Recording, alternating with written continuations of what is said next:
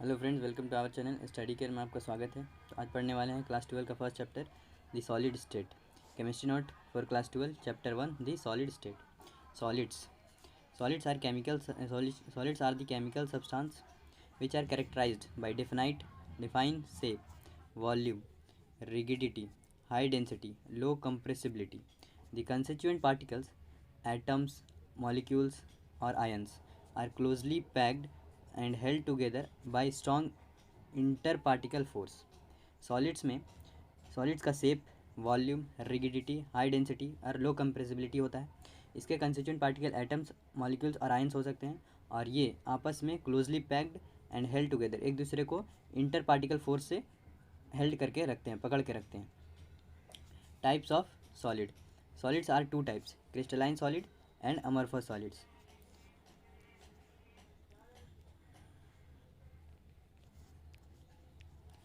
Distinct between crystalline and amorphous solid.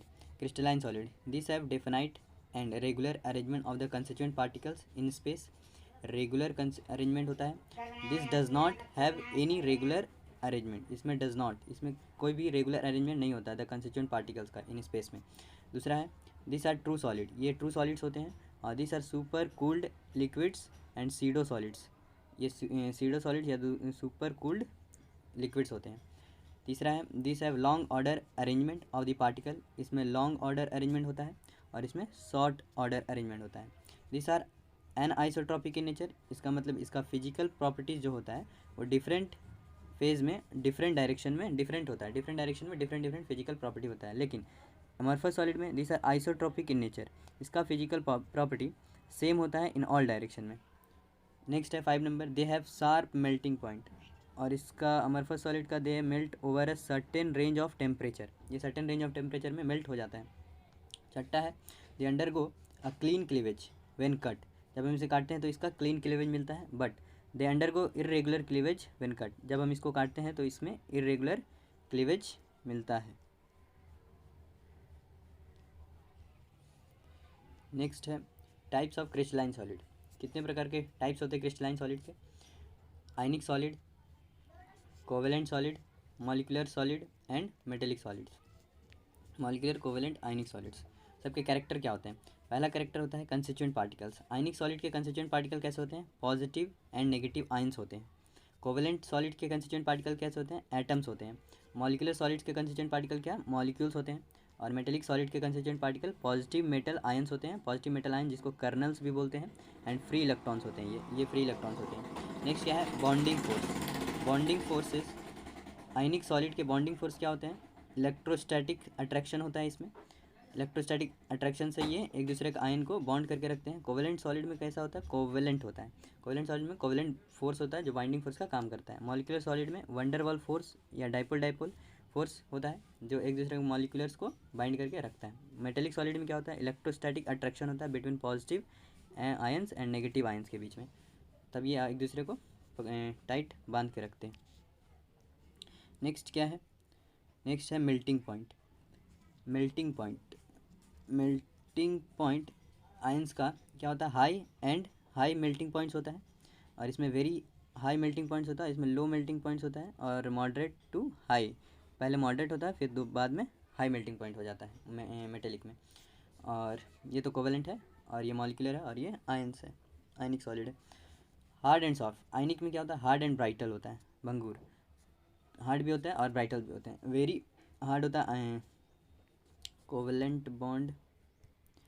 ये है तुम्हारा कोवेलेंट बॉन्ड। कोवेलेंट बॉन्ड में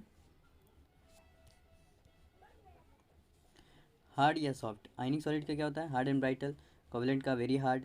मॉलिक्यूलर सॉलिड का very soft and metallic solid का हार्ड एंड सॉफ्ट दोनों होता है। कंडक्टेंस कैसा होता है? आयनिक सॉलिड का कंडक्टर होता है इन एक्वस सॉल्यूशन और मोल्टेन स्टेट, दोनों में, एक्वस सॉल्यूशन में भी और मोल्टेन स्टेट में भी ये कंडक्ट करता है इलेक्ट्रिसिटी या हीट। कोवेलेंट सॉलिड कैसा होता है? Non conductor. Covalent solid non conductor होता है। मॉलिक्यूलर सॉलिड इनसोल्यूटर होता है, इंसुलेटर। इंसुलेटर। और मेटेलिक सॉलिड होता है तुम्हारा आपका गुड कंडक्टर। आयनिक सॉलिड का क्या हो गया example? NaCl, CaF2, diamond silica covalent bond का है, कोवेलेंट सॉलिड का है। H2CO2 मॉलिक्यूलर सॉलिड और मेटेलिक सॉलिड CuFe का है। अब हम लोग पढ़ेंगे structure determination by X ray diffraction, Bragg equation. Bragg's equation. When a beam of X-ray falls on a crystal plane composed of regular arrangement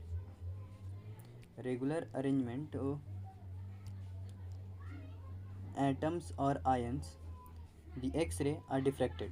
If the waves are in a plane, after reflection, the difference in distance travel by the two rays, that is the path difference. That is the ये जो है path difference must be equal an integral number of wavelength n lambda for constructive. मतलब जो WY बराबर होगा YZ के और दोनों का इंटीग्रल सम n लैम्डा के बराबर होगा, यानी थर्स पाथ डिफरेंस जो हो जाएगा WY प्लस YZ, ये पाथ डिफरेंस है। और ये जो है ये मिरर है, मिरर D लेंथ का है, XY से भी डिनोट कर रहे हैं यहाँ पे जो पढ़ रहा है थीटा। अगर हम लोग ट्राइंगल XYZ में साइन थीटा निकालेंगे तो साइन थीटा बराबर P/H perpendicular by hypotenuse. P का यहाँ हो जाएगा YZ, P का वैल्यू जो है ये YZ और H का जो वैल्यू है XY। तो यहाँ से YZ क्या हो जाएगा, YZ बराबर हो जाएगा XY को उधर भेज देंगे तो XY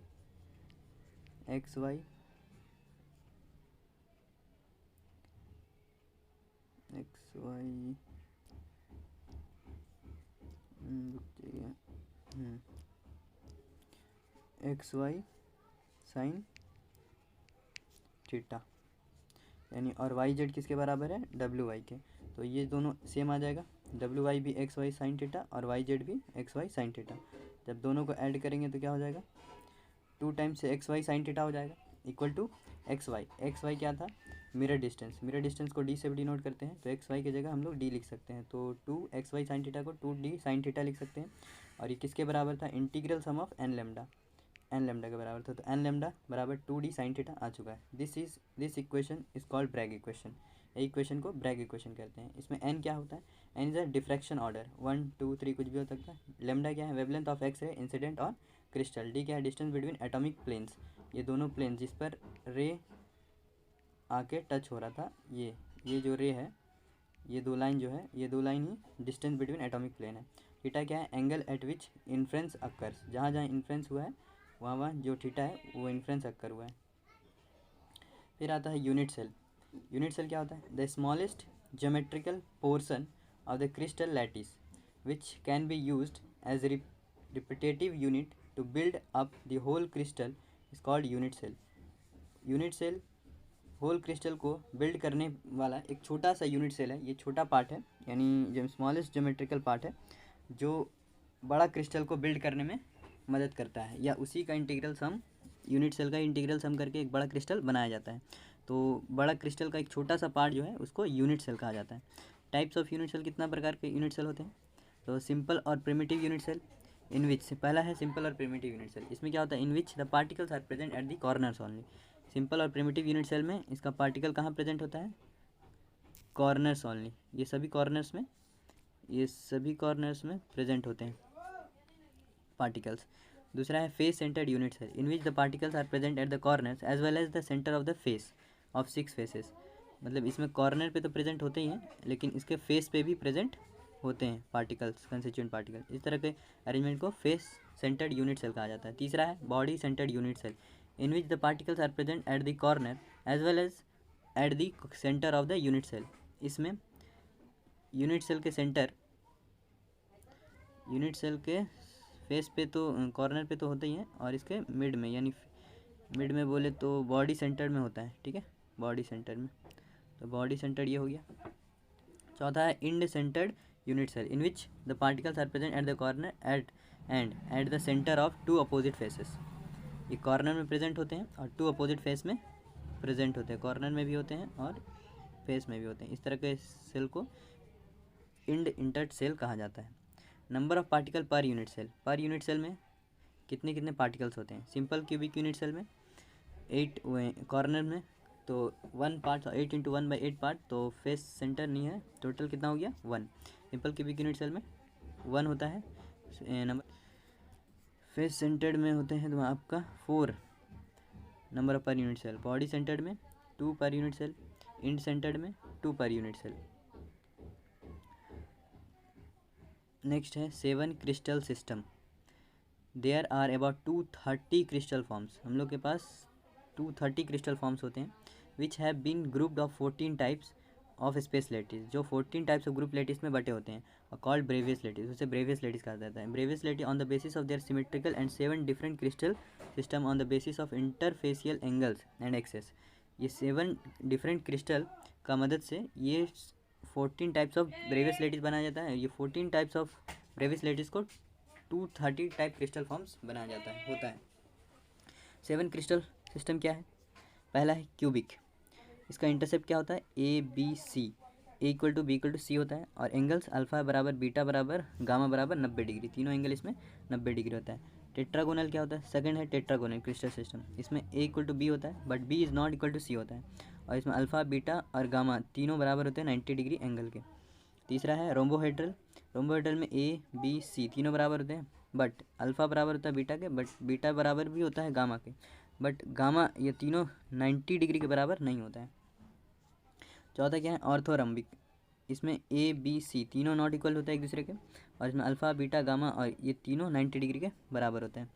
पाँचवा नंबर है मोनोक्लिनिक, ये ABC तीनों अनइक्वल होता है, नॉट इक्वल टू, और अल्फा बीटा 90 डिग्री होता है, जब beta is not equal to 90, alpha और बीटा 90 होता है, लेकिन अल्फा और गामा 90 होता है, बीटा नॉट इक्वल टू 90 होता है।